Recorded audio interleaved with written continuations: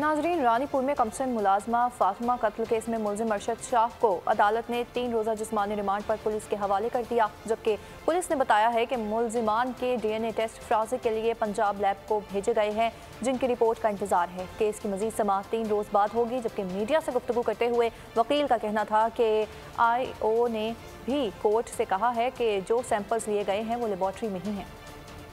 जो कोर्ट में चवण इहो आहे त जेके सैंपल्स वरिता विया आहिनि उहे लेबॉर्ट्री में वियल आहिनि। उन काई रिपोर्ट आई आहे, DNA जी न आई आहे। जेका DVR कलेक्ट थी आहे उहा लाहौर मोकिली हुई आहे, उनजी जेका आहे फॉरेंसिक रिपोर्ट उहा न आई आहे। ऐं IO जो इहो बि इल्ज़ाम हुयो त जवाबदार खां जेके मोबाइल फ़ोन रिकवर थिया आहिनि, जवाबदार उन में ठिप साउंड कोन थो करे, उन में पिन कोड लॻल आहिनि जेको ॿुधाइण लाइ तयारु।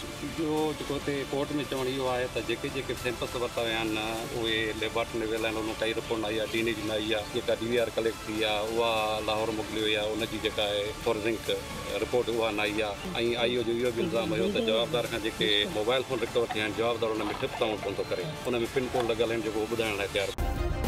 सब्सक्राइब करें और बेल दबाएं ताकि कोई खबर रह न जाए।